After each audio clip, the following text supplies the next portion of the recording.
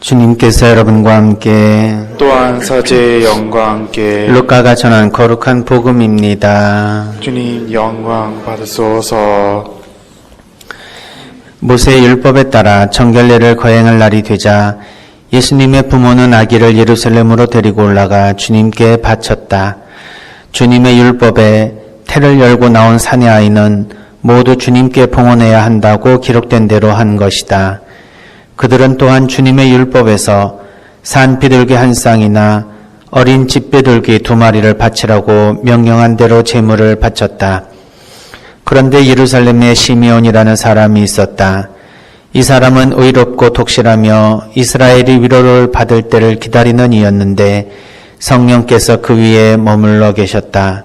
성령께서는 그에게 주님의 그리스도를 뵙기 전에는 죽지 않으리라고 알려주셨다. 그가 성령에 이끌려 성전으로 들어갔다. 그리고 아기에 관한 율법의 관례를 준수하려고 부모가 아기 예수님을 데리고 들어오자 그는 아기를 2팔에 받아 안고 이렇게 하나님을 찬미하였다. 주님, 이제야 말씀하신 대로 당신 종을 평화로이 떠나게 해 주셨습니다. 제 눈이 당신의 구원을 본 것입니다.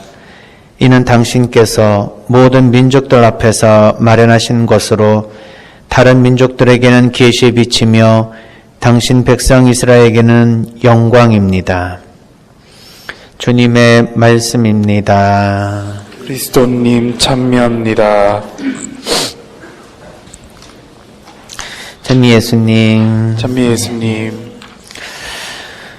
그 모세 율법에 따라 아이를 낳은 부모는 사내 아이를 낳았을 때 첫 번째 할례를 하게 되고 그리고 짐승의 맛배를 하느님께 바치고 마지막으로 오늘 예수님이 봉헌된 것처럼 성전에 하느님께 그 아이를 봉헌하는 예절을 해야 되는 이 3가지의 예식을 오늘 마지막으로 하심으로써 예수님께서 이제 공적으로 이 세상에 온전하게 이제 활동하시게 되는 그러한 새로운 삶을 이제 시작되었다라는 것을 성경은 이야기해 줍니다. 이 봉헌 주기를 맞이해서 특별히 교회에서는 예수님이 하느님 성전에 봉헌되었듯이 우리도 하느님께 봉헌되는 삶을 살아야 되는데 특별히 그 봉헌의 삶 중에 가장 온전하게 봉헌하는 삶을 사시는 봉헌 생활단, 즉 수도자들을 위해서 기억하는 날이기도 합니다. 그래서 오늘 특별히 수도 생활을 하시는 우리가 기억하는 많은 수도자들을 위해서 더 하느님의 은총이 충만하시기를 기원합니다. 이러한 봉헌 생활을 우리는 수도자만이 하는 것이 아니라는 것도 알고 있습니다. 우리 자신도 봉헌된 삶을 살고 있습니다. 다만 그 봉헌의 형태가 좀 다를 뿐이죠. 어떠한 삶이 진정한 우리의 봉헌된 삶인지를 다시 한번 생각해 볼 수 있었으면 좋겠습니다. 맛이 좋은 음식과 몸에 좋은 음식은 분명히 다른 것 같습니다. 즉 맛이 좋은 음식은 꼭 좋은 음식은 아닐 수 있습니다. 좋은 음식은 맛이 좋을 수 있겠지만 그렇다고 해서 맛이 좋다고 해서 항상 좋은 음식일 수가 없겠죠. 아이스크림은 맛은 좋습니다. 그러면 몸에는 해롭다고 해서 몸에 좋은 음식이라고는 말하지 않습니다. 그러나 입에 쓴 나물은 물론 맛이 있다고 하시는 분도 계시겠지만 맛이 없다고 생각하는 사람에게는 맛있는 음식은 아닙니다. 그러나 좋은 음식이겠죠. 마찬가지로 우리의 기분도 그렇습니다. 좋은 기분인 상태가 행복하다라고 말할 수 있겠지만 그것이 정말 좋은 삶인지는 또 따져봐야 합니다. 즉 좋은 기분과 좋은 삶은 구별이 됩니다. 좋은 삶은 좋은 기분일 수는 있겠지만 기분이 좋다 하여 항상 좋은 삶일 수는 없습니다. 우리가 매일의 삶 속에서 항상 행복을 추구한다고 했을 때 좋은 기분을 추구하는 것은 세속적이고 우리의 인간의 육체적인 이러한 욕망을 따르는 삶에서 얻는 그러한 결과일 것입니다. 그러나 좋은 삶이란 때로는 좋은 기분이 아닐 수도 있습니다. 내 자신을 희생하고 또한 내 자신을 죽이는 그러한 복음에 따르는 삶을 살 때 그 즉시는 기분이 좋지 않지만 그 자체는 좋은 삶일 수 있습니다. 그래서 우리가 우리 육신의 좋은 그런 기분 좋은 삶을 추구할 것이냐 아니면 우리 영혼의 좋은 정말 좋은 삶을 추구할 것이냐는 우리의 삶의 가치관에 달려 있습니다. 정말 좋은 삶을 사는 사람은 봉헌된 삶을 사는 사람이 아닐까 생각해 봅니다. 봉헌된 삶을 사는 수도자 뿐만 아니라 일상을 봉헌된 삶을 사는 모든 신앙인들은 겉으로 볼 때에는 기분 좋은 삶은 아닐 수 있습니다. 예전에 수도자들의 삶을 다룬 긴 영화를 한번 본 적이 있는데 저는 그만 그 영화를 1시간 보다가 잠을 자고 말았습니다.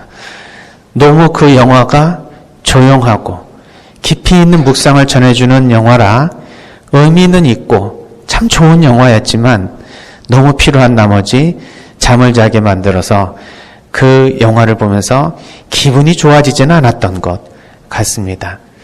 그러나 그러한 그 삶을 실제로 살아가는 분들은 어떨까 생각해 보면 우리가 그런 봉헌된 삶을 사는 사람들의 마음을 얼마나 이해할 수 있을까 생각해 봅니다. 즉 수도 생활을 하시는 분들, 특별히 활동 수도회가 아닌 봉쇄 수도원에서도 자신을 바쳐서 살아가시는 분들의 삶을 보면 하루하루가 얼마나 또 힘들까라는 생각에 우리는 그런 봉헌된 삶을 살기는 어렵다고 생각할 수 있습니다. 즉 기분 좋은 삶은 아닐 수 있다는 의미겠죠. 그러나 그분들의 삶이 얼마나 좋은 삶인지는 그 안에 들어가서 실제로 살아본 분들의 삶의 이야기를 들어볼 때만이 알 수 있겠죠. 공지영 작가는 그런 체험들을 자신의 수도원 기행이라는 책에서 쓰고 있습니다. 어떤 사람들은 충만한 삶을 무엇을 채우면서 실천하지만 누구는 무엇을 버리면서 채우는 삶을 살기도 한다. 여기 수도원에 사는 사람들은 자신을 버리고 무엇인가를 내어놓으면서 그 비우는 삶을 통해 스스로 충만한 삶을 사는 분들인 것 같다. 이처럼 겉으로는 무엇인가를 비우며 내어놓고 우리가 봉헌된 삶을 산다는 것은 인간적이고 세속적인 면에서 보면 기분이 좋은 일이 아닐 수는 있겠죠. 그렇지만 그것이야말로 진정한 삶의 행복이라는 것은 그 삶을 살아본 분들만이 알 수 있을 것 같습니다. 영혼의 충만함은 결국 우리의 비움을 통해서 일어난다는 것은 모든 종교에서 그리고 특별히 복음을 믿고 있는 우리 그리스도교 안에서 굉장히 중요한 가르침 중에 하나입니다. 그래서 내 자신의 욕구를 따라 사는 삶이 아니라 하나님께서 원하시는 그 말씀에 내 자신을 봉헌하며 내어놓는 삶을 사는 것이야말로 진정한 자유라는 것을 알게 됩니다. 이러한 영혼의 자유를 이 삶의 기분 좋음을 넘어서서 충만한 삶으로 승화시키는 우리 수도자들의 삶에 대해서 우리가 다시 한번 생각해 볼 수도 있어야 하고 나는 수도자들이 아니니 그런 삶 살 수 없다고 생각할 것이 아니라 일상을 살아가는 우리 자신도 어떻게 봉헌하는 삶을 살 수 있는지에 대해서 묵상을 해봐야 될 것입니다. 하루를 시작하는 아침 기도에는 봉헌의 기도가 있습니다. 우리 하루의 이 삶이 내가 원하는 삶이기보다 하나님께서 원하시는 삶으로 내 자신을 봉헌한다는 기도일 것입니다. 이렇게 하루를 봉헌하면 매 순간순간을 봉헌하지 않아도 내 하루가 하나님께 온전히 봉헌된 의미일 것입니다.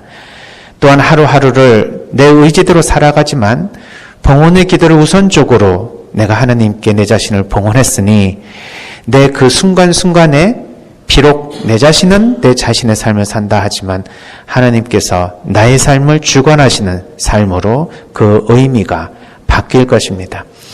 이렇게 비록 내 자신은 내 삶을 살지만 그 안에 그 삶의 주체는 하느님으로 다시 내 삶을 돌려드릴 때 우리의 삶은 얼마나 큰 기쁨과 행복으로 충만해지는지는 그 봉헌의 삶을 살아본 사람들만의 몫일 것입니다. 한 번도 내 자신을 하느님께 봉헌하며 내 일생을 하느님께 봉헌하는 삶을 살지 않는 분들은 이 영혼의 충만함을 이해하기가 어려울 것입니다. 따라서 봉헌된 삶이란 성직자 수도자만의 삶이 아니라 우리 모든 사람들이 하루의 삶을 또 그걸 통해서 매 순간의 삶을 하나님께 내어놓는 삶일 것입니다. 그것은 비록 내 기분을 좋게 만드는 삶이 아니지만 내 삶 자체를 의미 있고 가치 있게 만드는 좋은 삶이라는 것을 깨달을 때야 비로소 내 자신의 삶을 하나님께 봉헌할 수 있을 것입니다. 추상적으로 자신의 삶을 하나님께 봉헌한다는 그런 생각이 아니라 지금부터 나의 모든 일상을 하나님이 원하시는 대로 내가 살고자 하는 마음을 갖는 것이 첫 번째 봉헌의 시작일 것입니다. 그렇다면 내가 나의 이기적인 삶으로 내 자신의 삶을 선택할 것이냐, 아니면 희생과 봉사의 삶으로 하느님의 뜻에 맞춰 살 것이냐를 항상 고민할 때 나의 이 봉헌의 기도로 나의 삶이 자연스럽게 하느님의 뜻에 맞게 조율되는 체험을 하게 된다면 내가 먼저 하느님께 내 자신을 봉헌하고 하느님이 내 안에 들어와 하느님의 뜻대로 당신이 나를 이끌어 주시는 체험을 하게 될 것입니다. 비록 말로는 쉽고 항상 추상적인 개념으로만 얻어지는 이 봉헌의 삶을 한번 내 삶 안에서 내가 실천해 보며 깨달음을 얻게 된다면 우리는 구체적인 이러한 수도 생활이 아닌 일상의 평신도 생활에서도 봉헌된 삶의 충만을 우리가 체험할 수 있지 않을까 생각해 봅니다. 예수님께서 하느님께 봉헌된 오늘 우리 자신도 하나님께 봉헌하며 또한 자신의 삶 자체를 온전하게 또 봉헌하시는 이러한 수도자들 모두가 하느님의 은총 안에 충만하시기를 기원하고 우리 자신도 하루하루의 행복을 봉헌된 삶을 통해서 누릴 수 있도록 하느님께 기원해 보겠습니다. 모든 분들이 하나님 안에서 봉헌 삶의 기쁨을 충만히 누릴 수 있기를 바랍니다.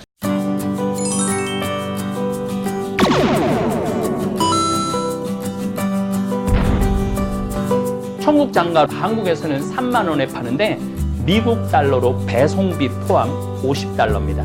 그래서 최소 단위가 5개, 5kg 5개, 이게 250달러죠. 저희들이 20개까지 보내드릴 수 있습니다.